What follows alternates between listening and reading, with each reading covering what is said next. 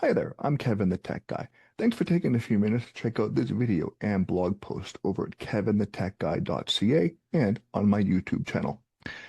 In this video and blog post, I will cover the iPhone app subscriptions I pay for, why I pay for them, and what these apps do, and the subscriptions I came across and canceled while reviewing my list, which is actually a good reminder to go through these fairly regularly. If I'm paying monthly or yearly for something, it's because I actually want to use it and the benefits of paying for it, of course, those features, and it adds real value to my work and habits. Here's a breakdown of the subscriptions I currently have on my iPhone. Includes one for the Mac, but it's in the list anyway, as well as how much they cost. Here we go.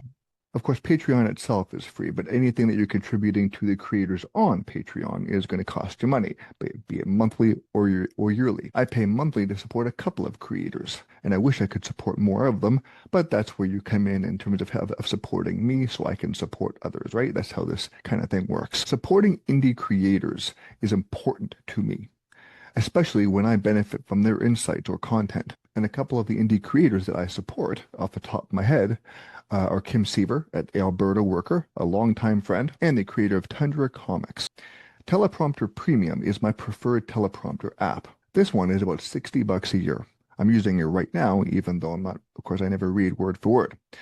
It's a professional grade tool designed for studio quality video production. In a more practical sense, you can import scripts from PDF, Word, PowerPoint, or text files. It even lets you mirror depending on the type of teleprompter rig that you have. And you can control scrolling via Bluetooth keyboard or game controller, even record video directly in the app. The way I use it, I mostly copy and paste scripts from Google Docs, and my Elgato prompter, which I'm looking at right now, mirrors my main display, which I can then scroll.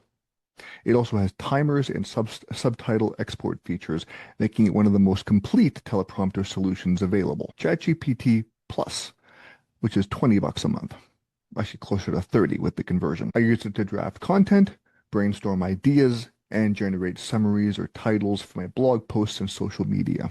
Though I don't use social media for my business outside of just posting, kind of the blog posts and kind of linking to the videos and whatnot. I don't interact in terms of my business social media. But the blog posts, it's great to again brainstorm. You present it with an idea.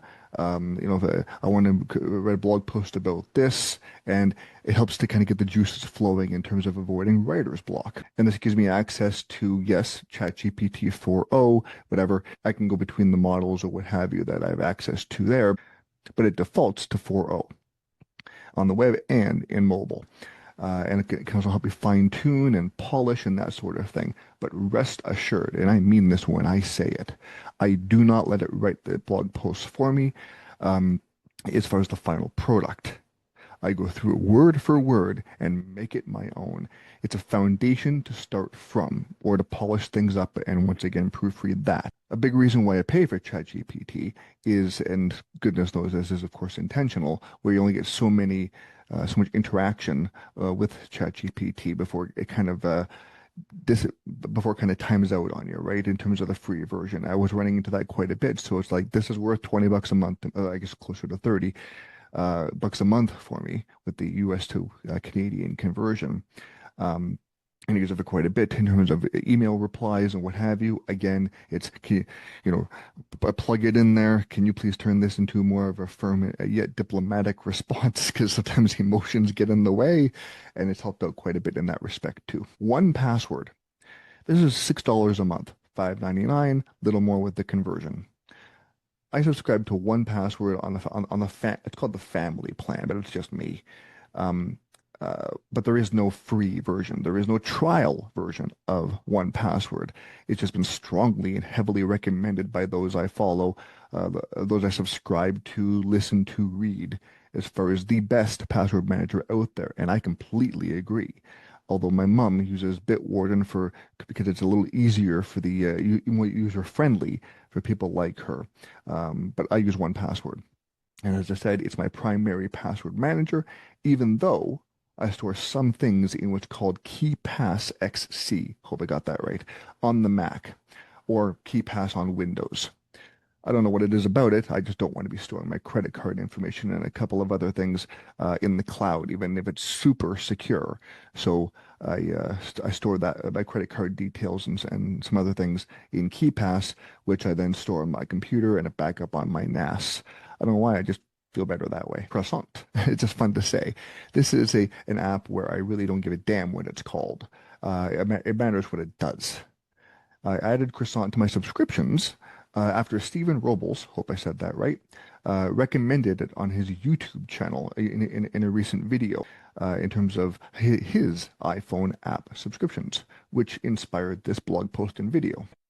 I pay for a lot of app subscriptions, but I think they're worth it. So in this video, I'm going to tell you every app that I actually pay for and the subscriptions I came across and canceled while making this video. And by the way, thanks to everyone who voted in the poll what video I should make. I still want to make my dual Mac workflow video where I'm going to talk about how I keep my Mac Studio and MacBook Air in sync and do all my work across both. But YouTube wanted to hear every app subscription I pay for, and apparently so did Threads, so we're doing it. Croissant, again, fun to say. Lets me post to Mastodon, lets anybody cross post to Mastodon, Blue Sky, and Threads simultaneously. And I hope that more apps come out with that ability to cross post to those different platforms, but please don't be lazy about it. Croissant itself is $20 a year or $3.99 a month, which gets pretty close to doubling the cost actually per month. Once you hit a year, so $20 a year. I think it's maybe 25 with the conversion, something like that. It saves time and ensures my posts are accessible across all platforms without repetitive copy and pasting, as I said. I will note that the iPhone version works on the Mac pretty well, but it's the iPhone version, and there isn't a Windows version yet. There also isn't an Android version yet. Again, early days. Otherwise, I'm manually posting to each platform. Although I have a routine for that, which I mostly get right, but this is easier. It doesn't post to Twitter because they don't allow third-party apps to connect anymore. Skeets for Blue Sky. It's actually just called Skeets, but it is for Blue Sky. $25 a year, which I'm happy to pay. Skeets is a third-party app I use for Blue Sky. It's a reliable and well-designed app. I use Blue Sky frequently, pretty much every day. Frequently enough that the yearly subscription is worth it. And since Blue Sky itself costs nothing so far, I'm happy to pay a third-party developer to make that experience just a little easier and a little smoother.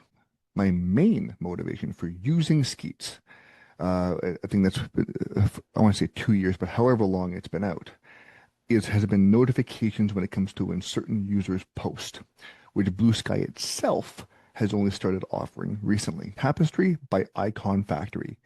This one's $3 a month. Again, a little more with the conversion. Tapestry connects to your social media accounts, minus Twitter, and can pull in blog post RSS feeds as well. It displays them all in one timeline. So it's like an RSS reader, except you can pull in different things as well from social media, except it pulls in social media posts from those timelines when you connect those accounts. But you can't reply or repost unless you tap each post, which opens in the relevant app, hopefully to the post that's, you're looking at. I use it as an RSS reader to track tech news because I can filter out keywords which a typical RSS reader won't do. Sadly, the makers, Icon Factory, who previously made the wonderful, beautiful app, Twitterrific, say that subscription revenue is down, and that includes Tapestry, among its other apps. So their apps might disappear at some point. So please support your devs. You can get the free versions of these apps, but unless they're making money, they're not going to stick around. That's just, everybody knows that. The Weather Network, the premium tier, whatever it's called, $4 a year, and that is Canadian. The Weather Network app does what it basically sounds like it does. It gives you the forecast and whatnot, right? Paying for the premium version does nothing more than remove the ads, which makes the experience faster and cleaner, and that's worth $4 a year to me. It's inexpensive, but adds convenience to something I use all the time. Apple Care Plus. Of course, this is directly from Apple, and it's $5 a month. Might be a bit more, a little bit less for the different devices I have. I think the iPad is more, the Mac Mini is more, but whatever.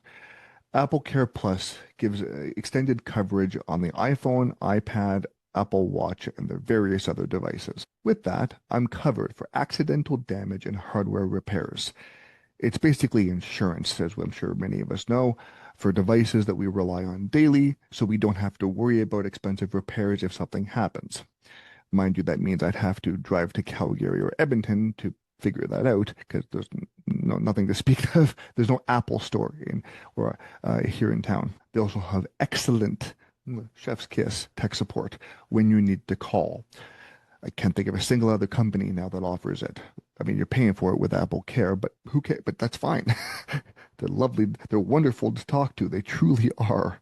You get through relatively quickly, so they're doing that right. Clean My Mac 10 or X, $50 a year.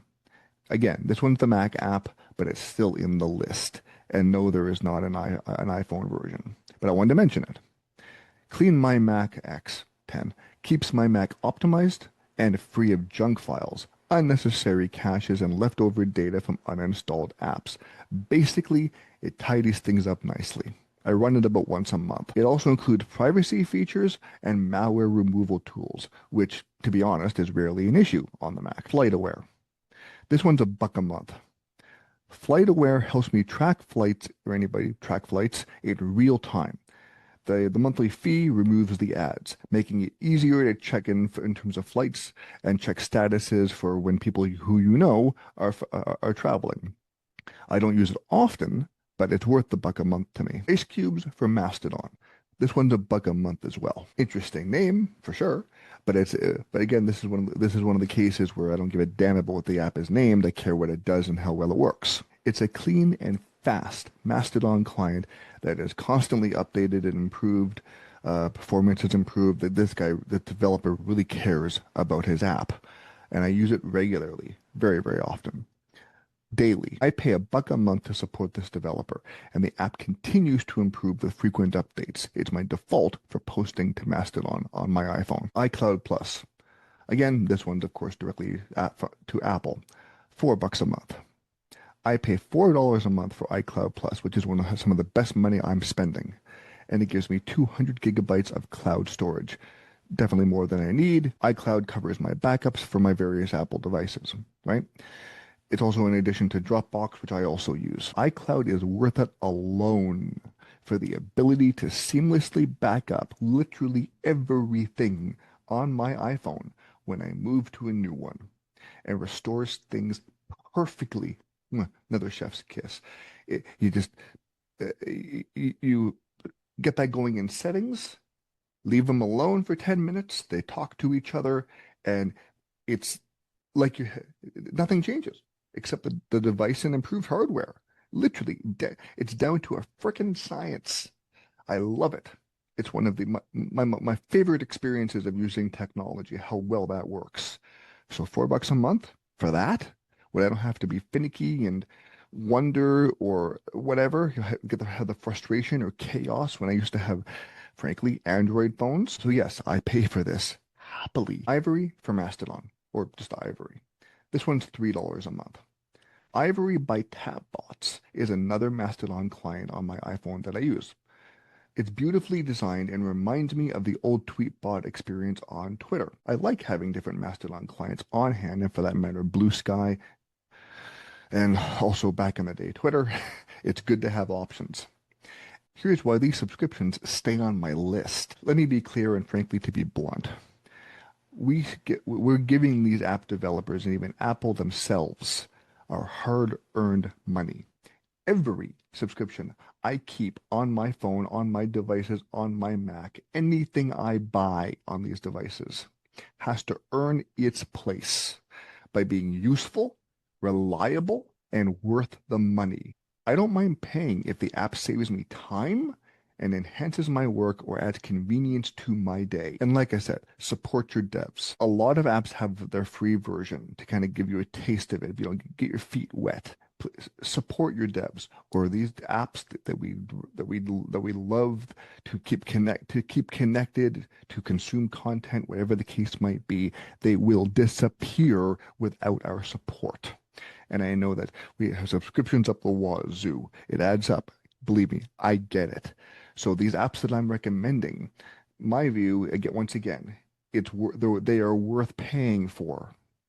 I don't have 100 apps. I can't afford it. I can't the subscriptions, whether it's Patreon or Substack or in the Apple Store, in the Google Play Store. I'm paying very close attention to what I'm paying each month, and I can't support every single app developer out there. Even if their app is fantastic, it's just unrealistic. I can't do it. I'm not a millionaire, right? So when these apps are on my list, I use them and I recommend them.